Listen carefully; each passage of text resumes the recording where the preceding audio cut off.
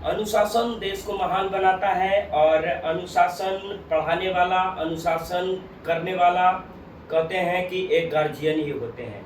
तो हमारे साथ गार्जियन हैं और इनके बगल में बैठे दो उम्मीदवार हैं।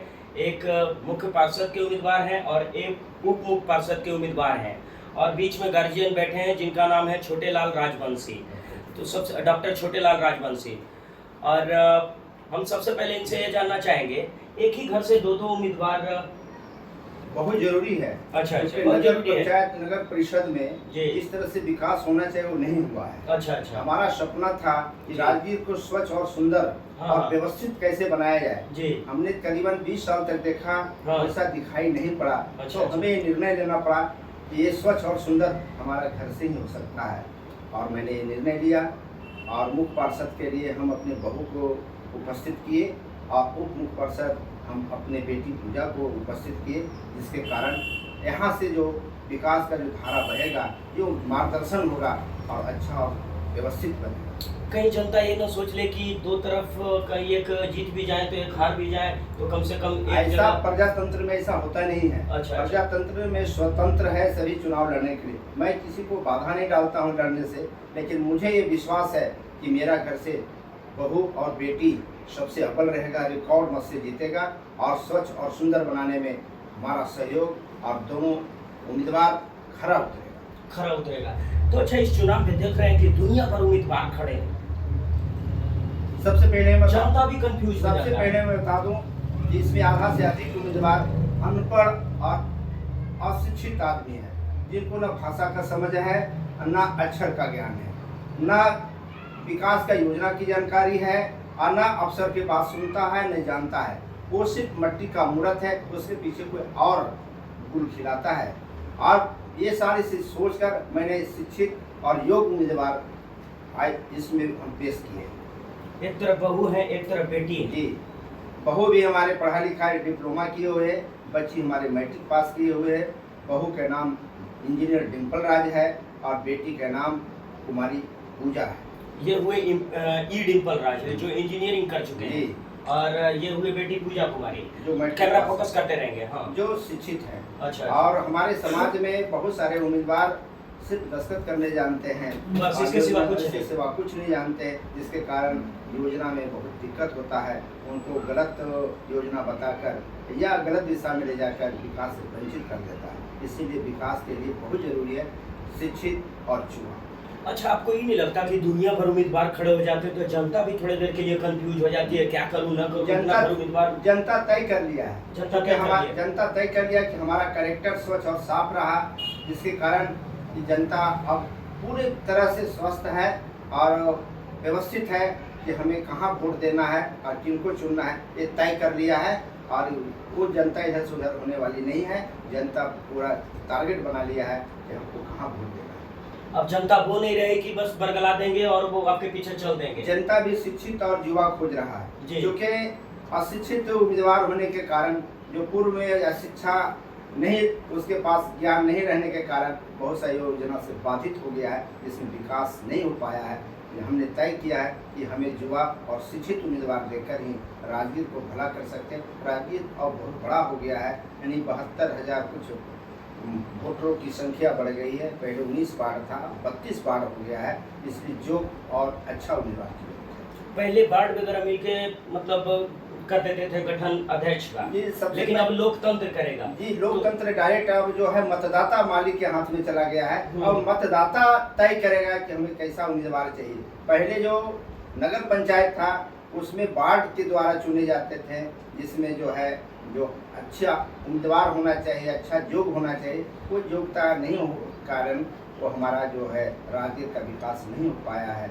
अब जो नगर परिषद बना है, अब जनता मालिक है, जनता का हाथ में है, मतदाता मालिक है। मतदाता तय करेगा राजगीर के भाग्य विधाता कैसा बनेगा। मैं बहू और बेटी को राजगीर की सेवा के लिए और स्वच्छ और सुंदर बनाने के लिए मैंने ये निर्णय लिया।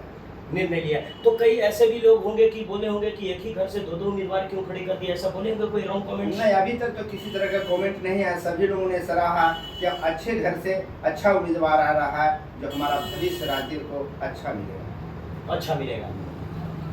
तो ये थे हमारे साथ छोटे लाल राजवंशी और दो उम्मीदवार, और ये गार्जियन है और कहते हैं कि बस सभी को लोकतंत्र में चुनाव लड़ने का अधिकार है, वहाँ पे किसी तरह का कोई इफ और बट नहीं है, सभी खड़े हो सकते हैं। और मैं तो देखा हूँ कि मतलब पहले से चलते आ रहा है जो धुलमुल रवैया, अब वो नहीं चलेगा। किसी तरह घोटाला नहीं होगा। नगर परिषद में जिस तरह से कभी फाइल गायब हो जाता है, अच्छा। कभी कोई संचिका गायब हो जाता है, हाँ। मैं इतना अच्छा व्यवस्था दूंगा कि हाँ। वहाँ से एक पन्ना भी उधर से नहीं होगा।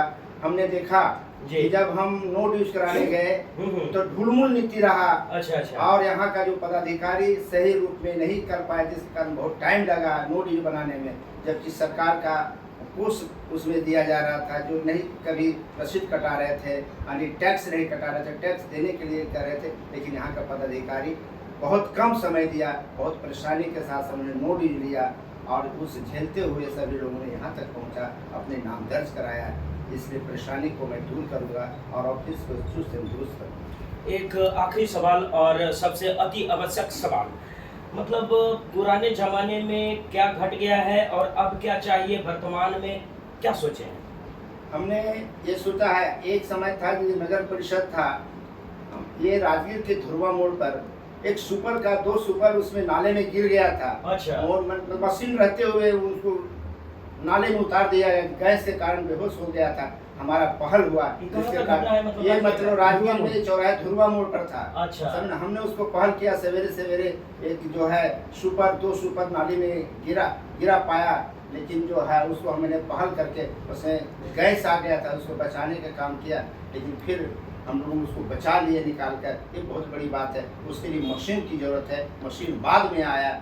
ये कार्यपालक पदाधिकारी का मैं कहूँगा कि इस तरह से उसमें व्यक्ति को नहीं उतारकर मशीन से उसको सफाई किया जाए, बिल्कुल ये व्यवस्था करेंगे। व्यक्ति को ही नीचे उतार दिया जाता व्यक्ति को था, उतार क्योंकि दिया, मशीन गलत नहीं था था। पहले। नहीं, मशीन था पहले था मशीन, ये आया हुआ तो उसको प्रयोग नहीं किया, क्योंकि दलित लोग रहते हैं, दलित का भेद दृष्टि से देखा जाता है, दलित के कारण उनका शोषण किया गया है। मैं शोषण होने नहीं दूंगा। जितने भी सामग्री आएगा सब मशीन के द्वारा हमें सफाई कराऊंगा।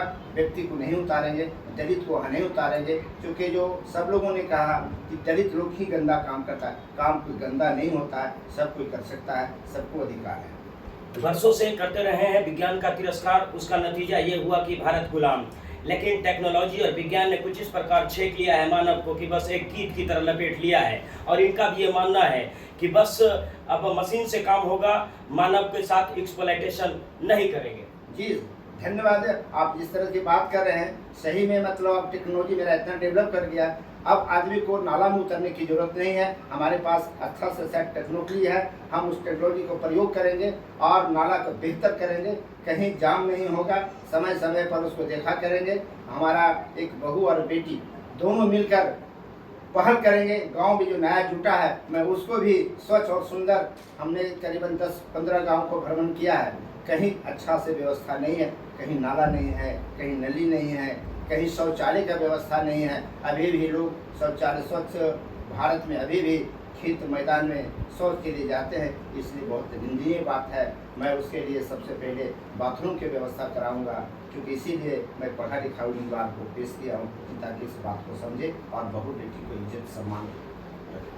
अच्छा, राजगीर इंटरनेशनल पैलेस है और कहते हैं राजगीर ब्रह्मकुंड ब्रह्मा का सिग्नेचर है, खुद अपने हाथों से बनाए हैं। जब कोई पर्व त्योहार आता है फटाक से साफ किया जाता है, लेकिन फिर उसके बाद वही रवैया, फिर गंदगी, लाख आवाज उठाएं, लाख खबर छप जाए, लेकिन सूरजकुंड ब्रह्मकुंड पे गंदगी का अंबार लगा रहता है। मैं धर्मराज जी पहले मैं बता दूं कि राजगीर नगर परिषद में ऐसा व्यवस्था भी सुनिश्चित नहीं किया गया कि महिलाओं को सम्मान को बचाया जाए। जितना भी शौचालय बना है बंद पड़ा है। अब मैं सबसे पहले महिलाओं को सम्मान के लिए शौचालय और अच्छा व्यवस्था बनाएंगे, ताकि जो बाजार में मतलब किसी तरह की परेशानी महिलाओं के साथ नहीं हुए। और आप ब्रह्मकुंड और सूरजकुंड की बात करते हैं, हमारा जो मलामास मेला लगने वाला है, हमें परंपरा से कहते हैं कि 33,000 कोटि यहाँ देवता देवी का वास करता है। सच में उस महीने में पूरे भारत में कहीं पूजा पाठ नहीं होता है। राजगीर एक तपोभूमि है, जिसके कारण 33 कोटि देवता यहाँ आते हैं और पूजा पाठ करते हैं। उसमें स्वच्छ और सुंदर अच्छा व्यवस्था नगर परिषद से देंगे। हमारे बहू और बेटी दोनों उसमें सक्षम उतरेंगे और जो भी देश विदेश से जो यात्री आएंगे मेला में उसके अच्छा खासा सुविधा देंगे। और बहुत सारे ऐसा जो अतिथियों के लिए या यात्रियों के लिए शेड बनाएंगे, और शेड भी ऐसा रहेगा जिसमें जो मतलब बहुत सारे व्यवस्था उसमें मुहैया कराएंगे, तो किसी तरह का कोई दिक्कत नहीं होगी। किसी तरह का कोई दिक्कत नहीं, ये कल्पना चल रहा है और जब भी मौका मिलेगा तो उसको चित्रित करके दिखाएंगे, ऐसा इनका दावा है, ऐसा इनका वादा है। और तो क्या आप इस बात से सहमत है ना कि बस अभी मेला आएगा तो मेला में सब सफाई किया जाएगा, कुंड से खूब कमाई कर लिया जाएगा, कुंड के नाम पे मेला लग रहा है और उसके बाद कुंड तो बिल्कुल ऐसा हो जाएगा कि कुछ धर्मराज जी, ये गलत बात है। ये लगातार रहेगा, हमारे नेतृत्व में रहेगा, राजगीर नगर परिषद मेरे नेतृत्व में रहेगा।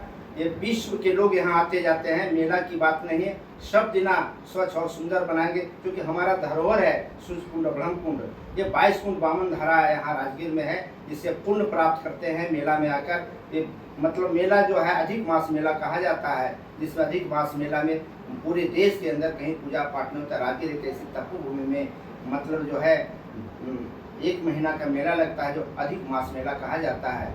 मित्रों, मैं बता दूं कि पूर्वज में एक ऐसा किंवदंती है कि मतलब सभी देवताओं को जो निमंत्रण दिया गया था, मतलब काकभूषण को न्योता नहीं दिया गया था, जिसके कारण ये यज्ञ जो है अधूरा पड़ गया है। इसी कहावत है या सत्य है, ये लोग बताएंगे। लेकिन ऐसा देखा भी जाता है कि सभी लोग आते हैं, लेकिन कुंड के समय मेला के समय काग मतलब कौवा नहीं होते। नहीं मित्रों, ये मैं बता दूं, काकभूषण एक अलग, कौवा में क्वालिटी है। अच्छा। कौवा तो रहते हैं, लेकिन जो काला कौवा रहता है वो नहीं रहता है। अच्छा। लोग सब कौवा के परिवार, लेकिन कौवा में एक विशेष कौवा होता है जो काकभूषण है, वो पूरा काला उसका रंग रहता है, वो नहीं रहता है। नहीं रहते हैं, वो नहीं रहते हैं। कोई लोग तो पहले से भी देखते और नहीं रहते हैं। जी नहीं, वो काकभूषण नहीं रहते हैं। नहीं रहते हैं जी।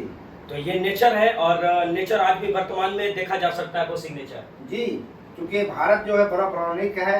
यहाँ जो मतलब बहुत से सम्राट यहाँ रहे हैं, जो पूरे विश्व में मतलब इनका नाम है।